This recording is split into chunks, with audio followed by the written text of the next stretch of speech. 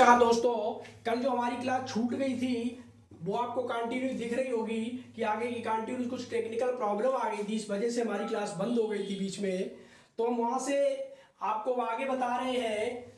हमने आपको कचरा बता दिया था कितने प्रकार का होता है क्वेश्चन से। अब हम आपको डायरेक्ट बता रहे हैं कि विटामिन क्या होते हैं।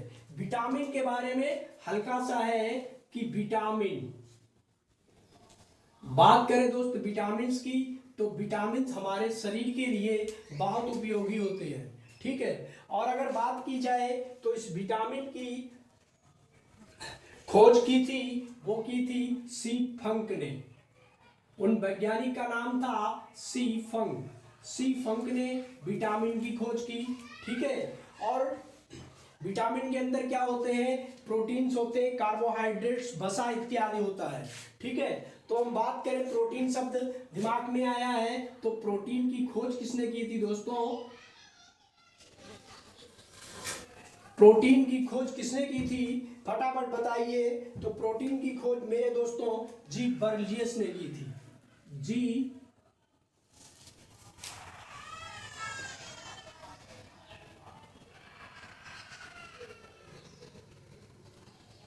जी बर्लियस ने की थी, ठीक है दोस्तों।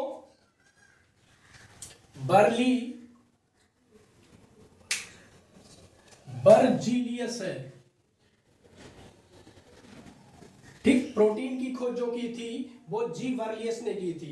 आगे अगर हम दोस्तों बात करें यहाँ पे कि विटामिन डी और विटामिन के का जो संश्लेषण होता है, का संश्लेषण हमारे शरीर में होता है। किसमें होता है? शरीर में होता है।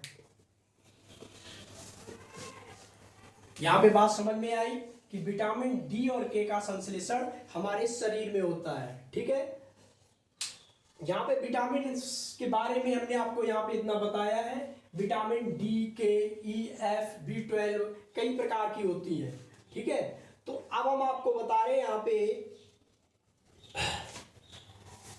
कि प्रमुख खनिज कौन कौन से होते हैं और उनकी आवश्यकता को क्या होती है और उनकी कमी से कौन से रोग हो जाते हैं और उनसे बचाव क्या है, ये आप देख लीजिए।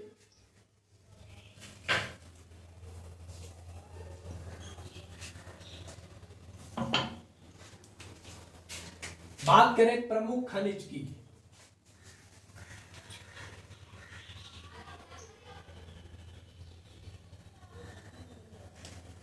दोस्तों प्रकृति में कुछ प्रमुख खनिज होते हैं जो हमारे शरीर के लिए, हमारी कोशिकाओं की वृद्धि के लिए और हमारी ऊर्जा के लिए, शरीर की ऊर्जा के लिए बहुत जरूरी होते हैं। ये प्रकृति में पाए जाते हैं और फल और सब्जियों में भी पाए जाते हैं। बात करें हम पहला खनिज कौन सा है, पहला खनिज होता है हमारा लौह, जिसे हम आयरन बोलते हैं। आपने देखते हुए सुना होगा कि आयरन की कमी से कौन सा रोग होता है या किस विटामिन की कमी से आयरन रोग होता है, ठीक है। तो बात करी जाए तो इसकी कमी से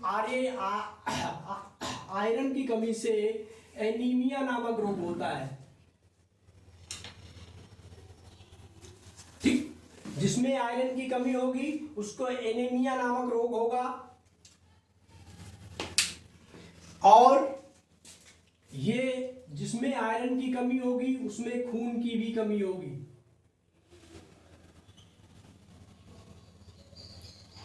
ठीक है। अब आपको डॉक्टर क्या बताएगा कि ये कौन कौन सी चीजें पाई जाती हैं जिनमें आयरन होता है। दोस्तों हरी पत्तेदार सब्जियां,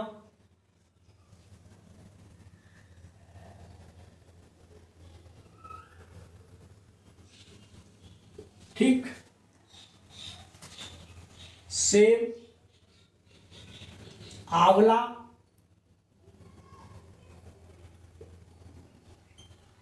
गुड़, इन चीजों में आयरन प्रचुर मात्रा में पाया जाता है। अगर हम बात करें हरे पत्तेदार सब्जियों में, तो पालक में सबसे ज्यादा आयरन पाया जाता है। पालक में क्या होता है, सबसे ज्यादा आयरन पाया जाता है, गुड़ में, आंवला में और सेब में। एक तरीका बताऊं आपको आयरन पहचानने के लिए, वो तरीका ये है कि जैसे कोई फल या सब्जी है, उसको हम अगर काट के रख देते हैं, काट कर रखने पर वो काली पड़ जाए,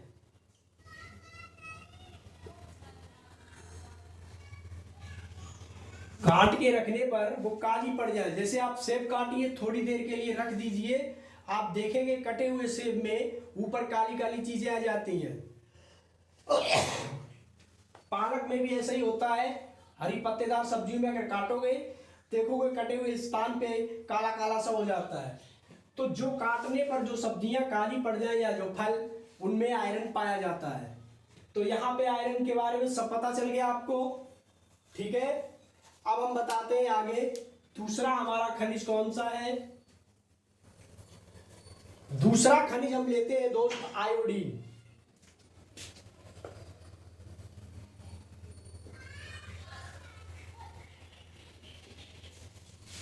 आयोडीन क्या कहता है,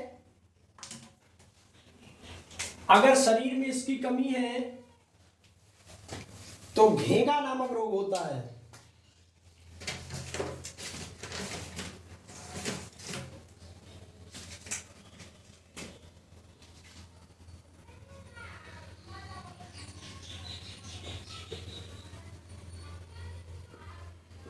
घेंगा, घेंगा रोग वो होता है, आप लोगों ने देखा होगा किसी किसी के गाल में एकदम इतना बड़ा फोड़ा सा निकल आता है, गाल यहाँ पे सूज जाता है, ऐसे लटक सा जाता है, बहुत भारी सा, वो घेंगा रोग होता है। ये गले में होता है, ठीक। अगर आयोडीन नहीं है, आयोडीन की प्राप्ति स्थान क्या है दोस्तों, इनकी प्राप्ति कहां से होती है,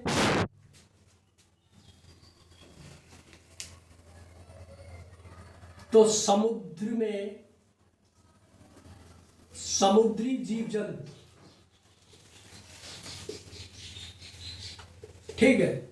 और ये किसमें होता है, नमक में। आयोडीन किसमें होता है, नमक में। पहले क्या होता था, आज भी होता है, पहले की क्या, समुद्र के आसपास लोग बहुत सारी क्यारियां बनाते हैं, नमक का उत्पादन बता रहा हूं। और जब भाटा आता है या लहरें आती हैं तो वो क्यारियों में पानी भर जाता है। एक बार लहर आई ज्वार भाटा की, क्यारियों में पानी भर गया, फिर वो लोग क्या करते हैं, अपने खेत में जैसे हम लोग ऊंची ऊंची मेड़े बनाते हैं, उन्हीं खंडों में बना देते हैं क्यारियां टाइप की। वो पानी भी धीरे धीरे क्या होता है, सूख जाता है।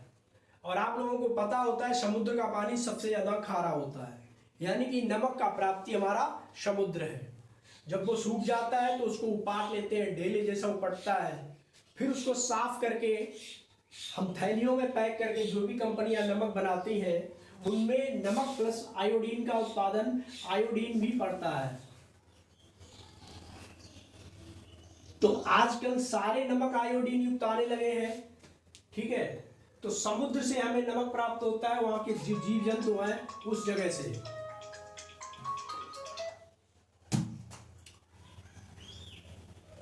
अब हम अगली बात कर रहे हैं दोस्तों कैल्शियम की।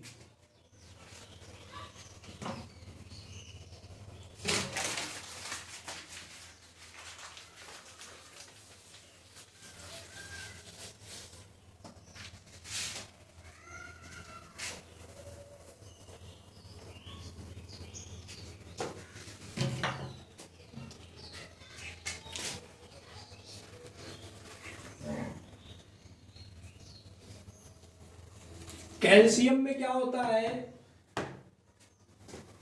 हमारे शरीर के लिए कैल्शियम भी जरूरी है। अगर लोहा नहीं होगा, आयोडीन नहीं होगा तो भी हमें कमी है, दिक्कत है। और कैल्शियम भी शरीर में जरूरी होता है, ठीक है। तो इसकी कमी से क्या होता है, दांत लोखंड वाले नहीं रहते, कमजोर हो जाते हैं, और शरीर की हड्डियां भी कमजोर होने लगती हैं। तो हड्डियों में कैल्शियम और फास्फोरस दोनों चीजें पाई जाती हैं, ठीक है। तो इसमें भी फास्फोरस की वो भी बताएंगे। तो यहां पे क्या होता है, मनुष्य की या दांत व हड्डियां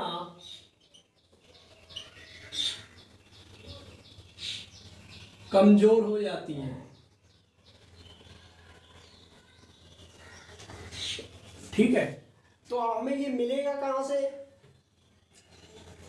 ये हमें मिलता कहां से है? दूध से मिलेगा, अंडा से मिलेगा, पत्तेदार सब्जियों से मिलेगा,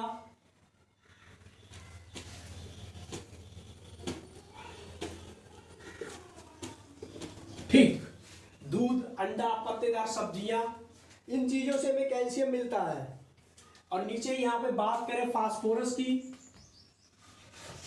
तो हमारे शरीर में फास्फोरस भी जरूरी है और वही काम करता है। अगर फास्फोरस नहीं है तो दांत और हड्डियां कमजोर हो जाती हैं। ठीक है,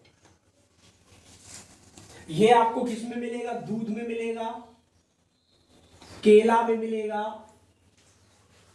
ठीक, जो भी आप फल खाते हैं, दूध है, केला है, और जो हरी मिर्च खाना पसंद करते हैं उनके लिए भी है। ठीक है, ये हो गई प्राप्ति स्थान। अब हम आपको बताते हैं रोगों के बारे में कि कौन से रोग किस जीवाणु से उत्पन्न होते हैं और वे क्या काम करते हैं। तो हम यहां पे देखते हैं रोगों से पहले हम देख ले बीमारियां कैसे होती हैं और कौन कौन सी होती हैं। बात करते हैं बीमारियों के बारे में। देखो,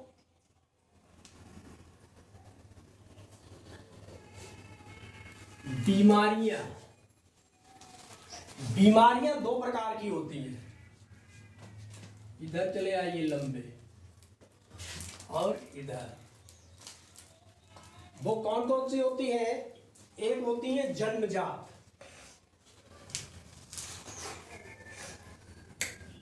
ठीक। एक तो जन्मजात होती है, मतलब जो बच्चे के जन्म से ही उसके पेट में ही, मतलब जो गर्भावस्था में रहता है उसी टाइम से कोई बीमारी उसे लग जाती है। और दूसरी होती है उपार्जित, जो उत्पन्न होती है। ठीक है, और जन्मजात बीमारी कौन कौन सी होती है? एक होती है होमोफीलिया, जिसे बोलते हैं हम हीमोफीलिया। ये किसी किसी के बच्चे के जन्म से ही होती है। दूसरी होती है, आपने खूब नाम सुना होगा, वर्णांधता, जिसे हम, वर्णांधता में क्या होता है, वो कलर का अंतर नहीं कर पाता है। और कुछ बच्चों को क्या होता है, जैसे सूरज डूबने के बाद में धुंधला दिखाई पड़ने लगता है। ठीक है, उसे वर्णांधता बोला जाता है। और दूसरी बीमारियां होती है उपार्जित। तो उपार्जित भी दो प्रकार के होते हैं। एक होती है संक्रामक और दूसरी होती है असंक्रमित, मतलब वो संक्रमण से नहीं फैलती है, जिन्हें बोलते हैं असंक्रामक।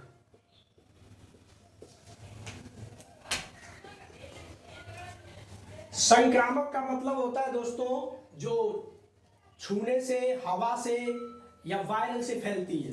ठीक है, तो संक्रामक बीमारियों को कौन फैलाता है? जीवाणु फैलाते हैं। ठीक है, और जीवाणु क्या करते हैं? और विषाणु होते हैं। ठीक, तीसरा प्रोटोजोआ होता है।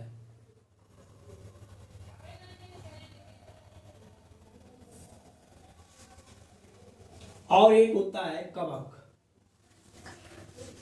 संक्रामक बीमारियां जो है इन चार चीजों से फैलती हैं, जीवाणु से, विषाणु से, प्रोटोजोआ और कवक से।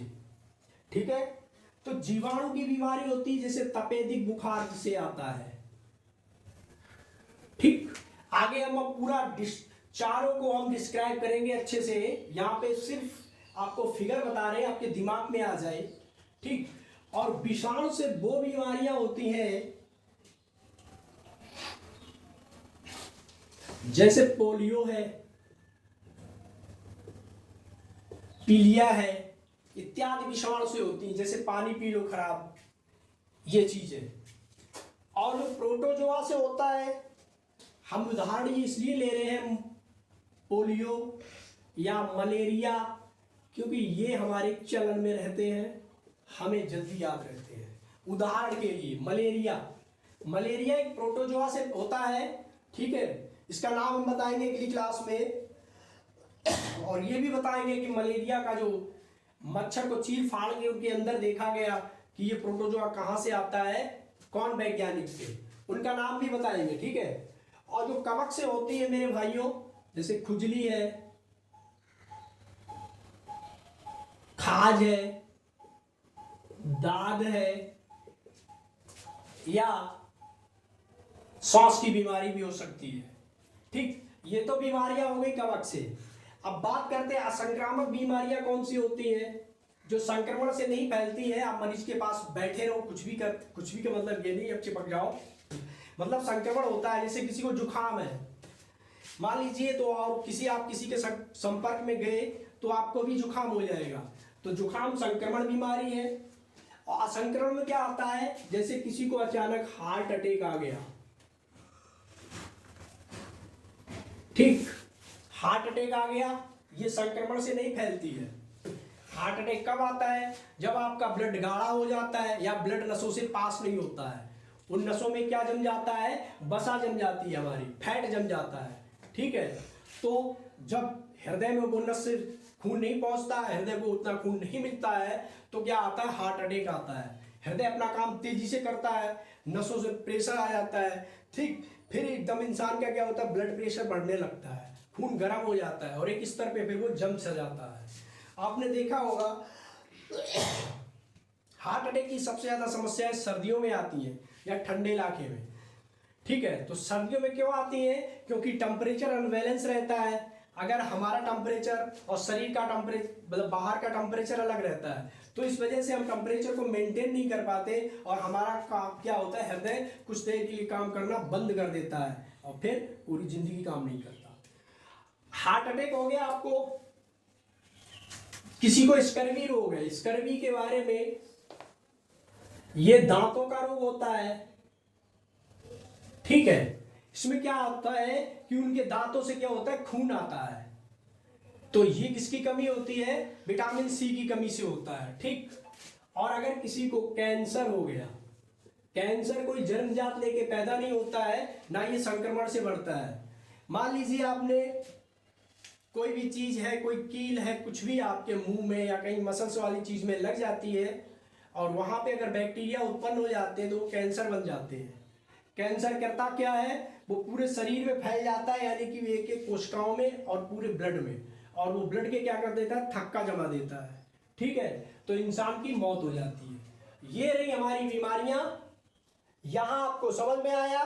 अब इन्हीं बीमारियों के बारे में नेक्स्ट क्लास होगी, आप उस क्लास को जरूर लीजिएगा, बहुत मजेदार क्लास है।